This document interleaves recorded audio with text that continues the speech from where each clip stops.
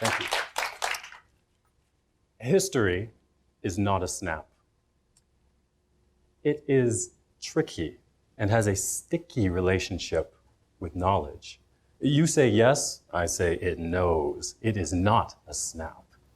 It is a bundle of knots at the base of your tongue, bitten, not written, not right, not wrong, not here, not gone, not sight, not found, not fight, not sound, not sure. History is not a snap. History is a word.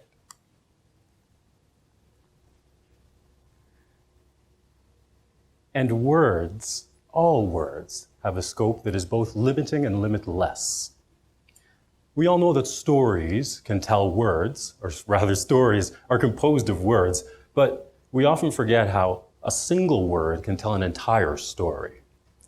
Whole vistas of lived histories and living possibilities can be conveyed in just saying one or two syllables. Marketers, they know this trick, advertisers too, and politicians, they're masters of it. And because of this, maybe, the very clever Antiguan American author Jamaica Kincaid, she has warned us that history, or rather words, carry weight. And that some words carry more weight than others. But it's not just clever politicians or intelligent authors or marketers who understand the weight of words. The truth is all of us every day have to deal with the weight of words. I'm going to give you an example here. This is an easy one. Leaf. Very simple word. It's a very nice word, in fact. It tells us stories of greenness, of life, the outdoors, nature, all those kinds of things. Wonderful stories. If we take this word, though, and we join it to one other word, another word that also speaks to us of outdoors and the sweetness of nature and life, maple, we get a totally different set of stories, completely different, and these stories are heavy ones. Take a look at this. Some of you probably recognize these stories. It's the stories that we tell about ourselves, right? Winter, apology, not American, not French, not English. Interesting bundle of knots down there. Well, I will tell you that it's not surprising to see that bundle of knots because, believe it or not, sometimes, especially for us North Americans who are not American, it is easier for us to describe what we are not than it is to describe what we are. It is easier to reject than it is to recognize intersections. Let's take a look at one of these, though. Not American, because frankly, that's the one I think that is has the most meaning to most of us. Yes, not American. Yes, we are not American, it's true. When we think of Americans, we think of people who are slightly loud, a little bit brash, like to wave that flag all around the world, sharing their values with everyone else. And we would never, ever do anything like that, would we? Of course not. Then again, because it is easier to exclude than include. It is easier to reject than to recognize the intersections between us. So much so that other people can take advantage of it as well. And so it's not surprising when we have the best example of these intersections being hijacked by other people who we know are from Springfield, Anytown, USA, will take advantage of this particular intersection as well. Yes? All right, that's one word. I want to give you another word now, and it is also a heavy word, white. You wouldn't think of this as being a heavy word in particular, right? White is light, it's bright, it shines, yes? It's close to godliness and all that sort of thing. It's not heavy, yes? Well, it is heavy because All words, especially these kinds of heavy words, are weighted down with their opposites, with their bundle of knots. And the bundle of knots that is tied to white is black. It's always carried around with it. So if white is not black, what is black? What is black? This is a question that has actually vexed me for most of my life. And it's a very, very difficult question to answer. Okay, black. Is it a color? Sure. Is it a mood? Maybe. Is it a race? Not too sure. What exactly is it? Yes? Well, I'll tell you, in my explorations and my questionings of what this word actually conveys, what it is, what the weight of this word is, I've had a few experiences that have taught me many things. And I'm going to share one of those things with you, and hopefully we'll all get a sense of the weightedness of words here, all right? And the way for us to get here is through a story that I encountered through this word up here, native.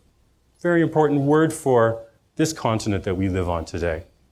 So I was once at a meeting. It was a very exciting meeting, actually. I had a few very important stakeholders there. There were people from the federal government and the provincial government, and there were some Aboriginal leaders there as well. And they were discussing the coming together of a memorandum of understanding in the education system. And they were on the cusp of coming to an agreement of creating this Aboriginal-centered curriculum for First Nations, Métis, Aboriginal children around the province. And they were very excited because it was the first time in years that this possibility was coming to be. And the woman who was speaking on behalf of bringing this memorandum together was so passionate. She was so impassioned and full of the energy of the ideas and the possibilities that were available. I mean, she got all of us going. I loved it. I was on the edge of my seat listening to her champion this cause and the importance for it. And when she came to the end of her speech, she punctuated it at the end by saying, "This curriculum is so important for our children. They need it. Our children don't even know who they are. They think they're black. They don't even know who they are. They think they're black." Of course, I was struck by these words, and I have to tell you, I understood the problem that she was getting at there. But I didn't see it as only a problem. And as I told you, all words have a certain heaviness to them. Well, the heaviness of blackness is a little bit trickier than it might sound at first. Let me give you an example of some of the ways in which I see intersections rather than just the black and white of words as helping us out here. Here's an image of a member of the Bungo family. This image comes from roughly the 1850s or so, right? The Bungos are a family of black fur traders and trappers. They mostly lived in the northern Wisconsin area and also parts of Minnesota as well. This is George Bungo here. It's an image of him. George Bungo's father, his name is Pierre Bungo, and Pierre Bungo was probably a slave, but eventually went off to become an explorer and married an Ojibwe woman. So George Bungo actually belongs to both sides of that equation. Now, Pierre Bungo, he is pretty important to us actually, because it turns out that Pierre Bungo might be the first black person on record to come to Alberta. This is 1820, right around 1820. In fact, it's probably 1820 or 1821, right in there. Pierre Bungo made his way up the Bow River, and he was here in Alberta. Well, the family that he eventually established belonged to both sides. They belonged to their black heritage as well as their Ojibwe heritage. And George Bungo, along with his brother Stephen, they actually went on to become very important in negotiating agreements between Native Americans and the Europeans at that time. Very important, and they sided with their Ojibwe people, in fact. To this day, there are counties in Wisconsin and parts of northern Minnesota as well that are named for this family, Bungo and sometimes called Bonga. But here's another example, a little bit closer to us. This is the Mills family here. That's a picture of Dave Mills with his wife, One Rabbit Hope. Dave Mills' father's name was Henry Mills. Henry Mills was probably an escaped slave who came up to Alberta from Montana, through Montana. Henry Mills married a Kainai woman. That's of the blood reserve of Blackfoot.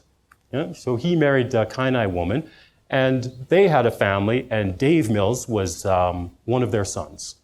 Dave Mills became a very, very important and well-known translator in the 1870s and 1880s here in Alberta, and was probably involved in Treaty 7, but we don't have direct evidence of that. But he was a very well-known translator, and it seems likely that he was somehow involved there. Now, Dave Mills' son, Harry Mills, who was named for his grandfather, Henry, he was also very well-known on the Blood Reserve. And in fact, Alberta's eminent historian, Hugh Dempsey, tells me that he had a Kainai name. Now, this is very important because to the Europeans, they always talked about the Mills family as being Africans, Negroes, or colored, always. But to the Blood tribe, to the Kainai, the son of Dave Mills was always known as Namuka, the gun. And when he was older, he was known as Kinapo, which is bear going east. I thank Hugh Dempsey for giving that information to me, and I thank the elders of the Kainai tribe who gave that information to him. So here we have a version of the weight of words that weighs differently for different people. But don't just take my word for it, right? Let's take Buffy's word for it. Yes, Buffy Sainte-Marie, living legend, both Canada and the United States.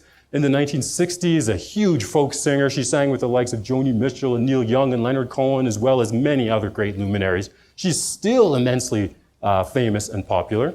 And back in the day, she would often be, now some of you may be too young to know about this, and I'll remind the rest of you that in the 1960s, one of the things that hippies liked to do was to wear regalia of First Nations people. They would just wear this stuff and they thought it was cool, right? Of course, we know that you should have a kind of a sense of the cultural origin and the authenticity of these things, but they were hippies back then, right? They just did those sorts of things. Now, people like Buffy Sainte-Marie were very important for trying to give a voice to Aboriginal people back then. And she was a great champion of Aboriginal rights and has spoken about the importance of the American Indian movement, AIM. But the most important thing, or the most interesting thing that she has mentioned is that her first allies in trying to promote Aboriginal rights back in the late 60s and the early 70s, her first allies were people like Dick Gregory and Muhammad Ali, and people who became eventually known with the Black Power movement. And it is no surprise, actually, that the Black Power movement and the American Indian movement shared certain goals. They shared things. So for Buffy, the example here is one of intersection rather of just being weighed down by the word. I want to move on, though, to a final example, and this example is one that Buffy has actually helped me to recognize, and it has to do with this word here, tribe. Because one of the musical sensations that has recently made its way across this continent is known as A Tribe Called Red. And this is a band that Buffy often champions, and they're an excellent band. For those of you who haven't heard of them, go and listen to them. They're fantastic. They're a great mixture of hip-hop and dance music, and even some rock music thrown in there as well, but all sort of surrounded by their Aboriginal voices and their Aboriginal sensibilities, right? It's great music. Now, there are some people who would say, Tribe Called Red, and they're doing hip-hop-y stuff. Isn't this just like stealing culture again? Isn't this just our kids not knowing who they are exactly? Well, I think that we need to kind of go back just a little bit more, not quite in history, but just a little bit more to question that. And if we go to the name of the band, A Tribe Called Red, there are many of you that will recognize echoes of another very famous hip-hop band, A Tribe Called Quest, in there. And certainly for the members of Tribe Called Quest, Q-Tip, et cetera, the quest is important, but tribe is also very important. And yes, we've used that word all around the world to indicate a certain people who are not necessarily civilized, yes. But I want to suggest to you that on this continent, that word has specific resonance to us here. That there are certain intersections for us that are very important on this continent.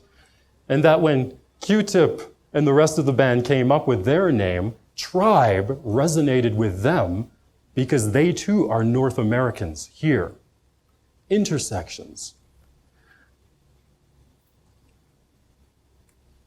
History is tricky. It's tricky. I don't think that we should only identify these actions as being the actions of people stealing from one culture to another one. Yes, maybe in the case of a 9-year-old girl who has borrowed a backpack that doesn't belong to her, maybe we might say there's a bit of stealing going on there, but it's not the same sort of thing. I think that A Tribe Called Red understands what they're doing with their naming. I think they understand the heaviness of language there, the weight of words.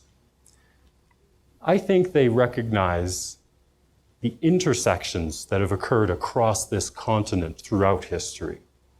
Don't forget, one people had their lands displaced from them. The other people were displaced from their lands. Intersections. It's history, right? It's history. History is not easy, yeah. History is a word, and it has a weight, it's true. But it's not just heavy, and it's not just light. It's not white, it's not black, it's not perfect, it's not crap, it's history. It's not a snap. Thank you very much.